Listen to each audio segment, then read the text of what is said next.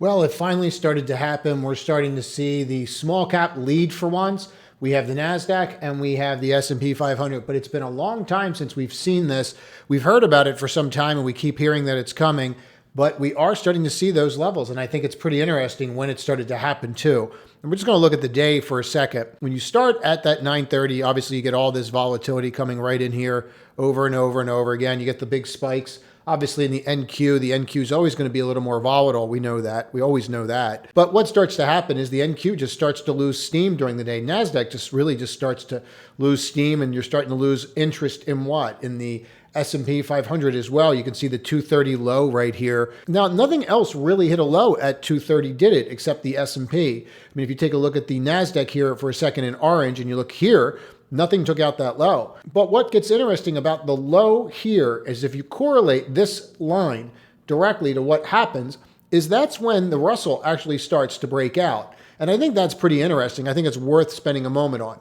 Now, what we're going to do is just take out the NASDAQ for a second and focus on the S&P. Sometimes things get a little combobulated there, but if you just take a look right here and we draw that line straight down, we can see the lower low. Now, at the same time that happens, if we take the pivotal point from here at 10 o'clock and you come straight across, what starts to happen? This starts to develop and it starts to take out the high. So the high of the day is being taken out about a half hour right after the low of the S&P is put in, maybe a little bit longer, but you can actually see it start to challenge from that level on. And that's right around 3 o'clock, the challenge starts. And then the push actually really comes in the later of the day. I think that's significant. And I think it's something that we should be paying attention to. Now, the thing is, you see a lot of this. You see a lot of 15.9% being in the financial services, but we're seeing a little bit of a change here. Now, if I drop in the NASDAQ, and what we'll do here is we'll just take out the S&P for a second. We'll just hide that and just focus on the NASDAQ here, and you're going to see something else that I thought was pretty powerful. And I do think this is not a kind of a one-time thing. If you look here and we see straight across, this is 10 o'clock and then it's done. Now, we all know who buys in this period of time. We all know that retail buys in the first 9:30, 10:30. We know that's retail's time to shine. And then after that, you start to see the institutions get involved if they're going to get involved. Well, you have the 11:30 level, and we all know what happens at 11:30 and 1 o'clock, the bond auctions, right?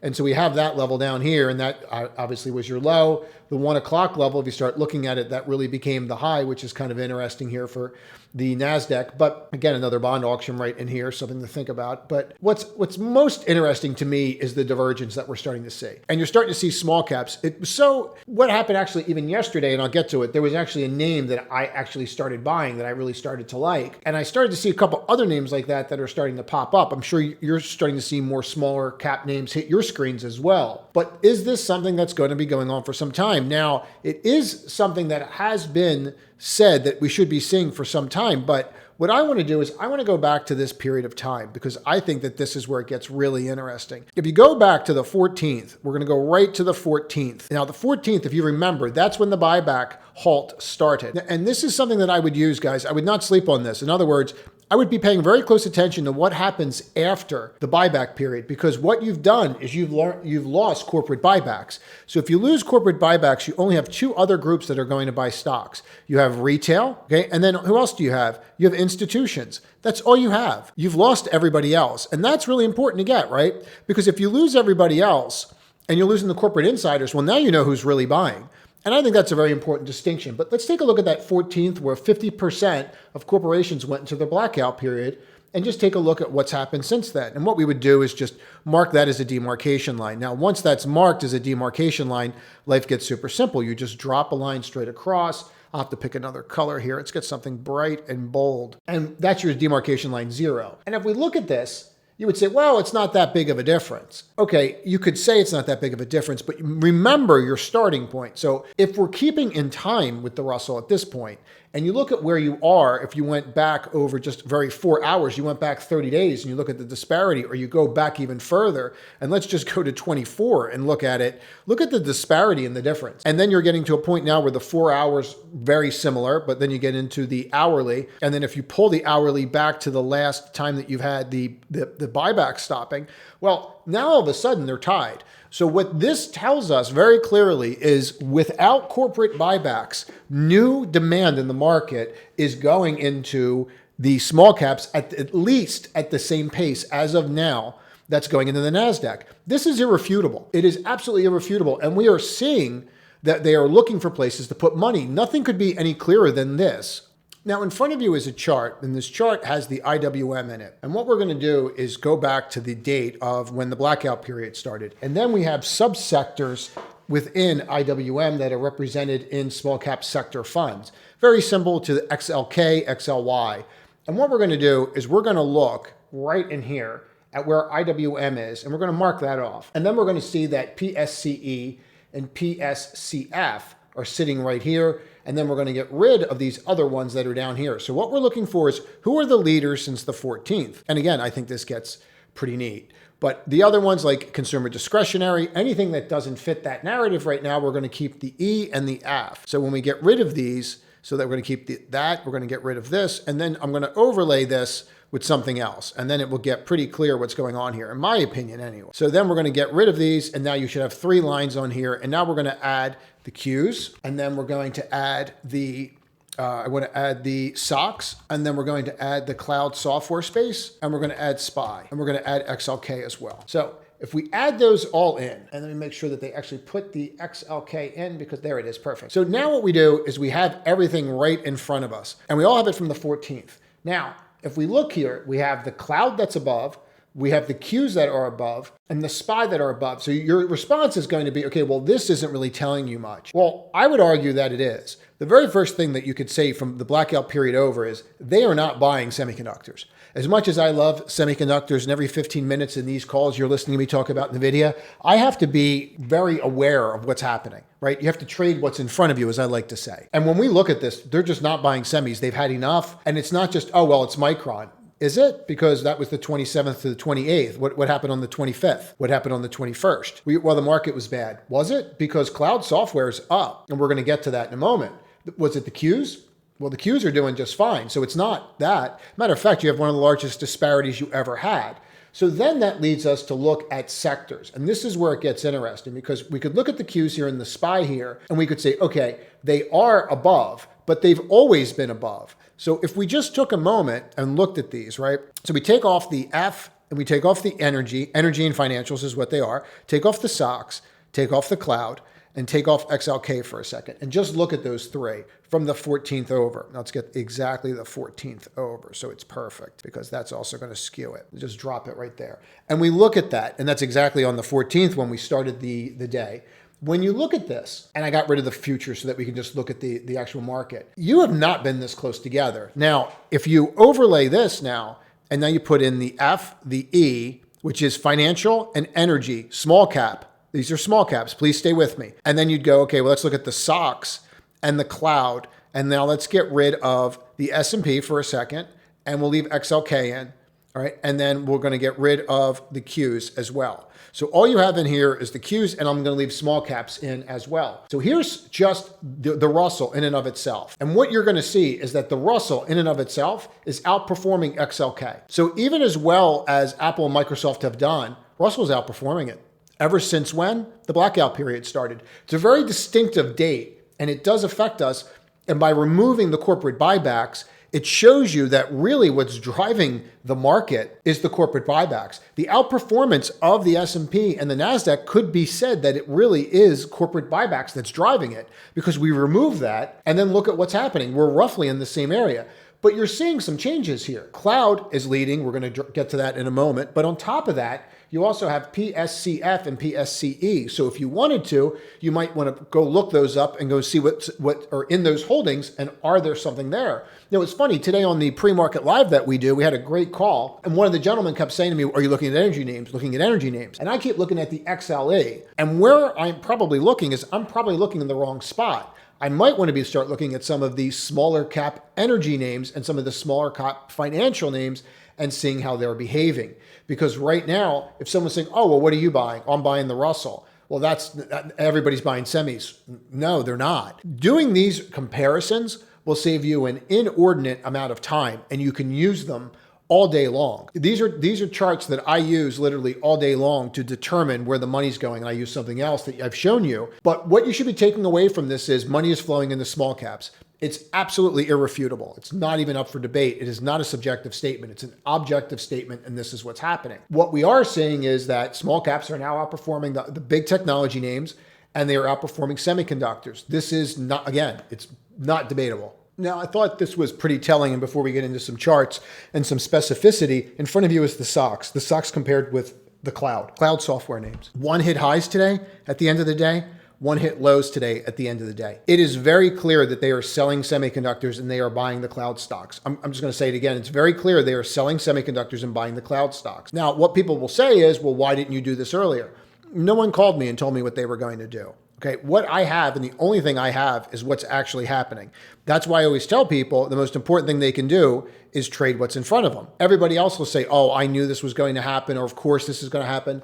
Nobody knows anything. We analyze and then we trade what actually happens. If you try to predict, you're going to get destroyed. I've never seen anybody ever predict what's going to happen with any level of accuracy. Of course, I'll get comments about this guy Bob that follows Freddy Fingers and he always is the best. But other than that, the people that actually trade for a living and are not in fantasy land, you actually just want to analyze what's going on. And your job as a trader, as I clean all this off, is relatively simple, guys. It's not that hard. Your job is to be the remora to the sharks. The sharks are the institutions. All you're trying to figure out is where are they putting their money? What are they doing if you're a trader? Because if you can figure out where they're putting their money or where their money is, and you can get ahead of that or trade with them, then you're golden. If you were to look at this, you are holding this level, and you may continue to hold this level in the SOX. But the one thing that is now becoming irrefutable after today is that they are buying the cloud names, and you're seeing a nice move out of that. Now, they're buying some other names as well, but you are above the 22. The 55 is still pointing down, and you can see the 12 and the 22 and the 55 here. That's what I use. You should use what you're comfortable with. But for me, looking at something like this is always important. I will overlay something like an RSI with this, and I will look at this and go, okay, well, where are we on the food chain? I'd like to be through the 50 at a minimum. I have a real tough time buying sectors that are below the 55, but this is getting pretty obvious that something's going on. Remember that I look at everything as index, sector, stock. I am pretty much the definition of top down. And this is how I view the world. And then I want to see from where they're putting the money. And then I go from there and go, okay, well, what are those names? What they're going to look for is high liquidity. And that's really where we went today. We went in those kinds of names. That was pretty obvious where we were going. But CRM was just an absolute no-brainer with this popping over, and then the volume. Always run your volume scans right now, guys, and understand that the SKU has changed. Remember how we went through the SKU? We talked about how this kind of environment, specifically this kind of environment, is going to lead to a massive, massive volatility that people are just not used to because it's changing. You're going from a state where they are worried about raising rates to an area where they are talking about cutting rates, and we're going to get more into that on Saturday. We have to dive into that because you're seeing some divergences there, aren't we? But I do want to talk about this because this is exactly what you're going to see. You're going to see massive moves in sectors that you're just not used to seeing, and it's going to be vicious. And we're going to have to pay attention to that. So when we speak of volatility, we might as well just jump right into something like Nike. They came out and just their revenues were off, their cost cutting was good. And this is exactly what we're talking about, where 1 minute you're just fine and you're flatlining, and the next minute you're down another $10 to $12. And this is exactly the kind of thing that happens when the SKU changes. Now, you can see these moves down, but when it starts just getting absolutely relentless, which this is getting, I mean, this is getting pretty relentless here. This is starting to become a real issue for them. And you can see that right in here, and you can see how these moves are playing out, right? Maybe you're going to hold this level right here. Maybe you're not. It doesn't really look very good, does it? But you start cracking like major multi-year levels, you're going to have a real problem. But this kind of volatility is not just going to be on earnings. It's going to be on everyday activity. And it's going to be specific to tech, but I want to go through this because I want people to get this concept. This is really important. You have to go into account that they're going to rotate. And you saw that rotation earlier.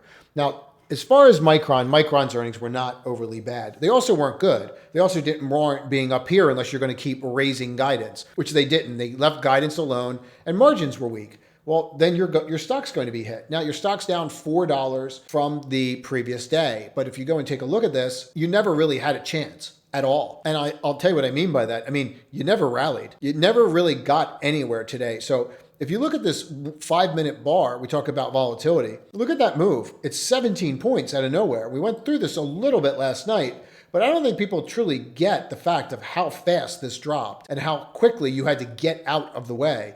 And this is for a company that didn't have a bad report. It just didn't beat. This beat, but not enough, guided not enough. And that's what you're dealing with right now. So what you're seeing is the rotation will be fast and it will be vicious. And as fast as you see it, it'll go away again. Why this happens, and this is what people are failing to realize, this is how it used to be.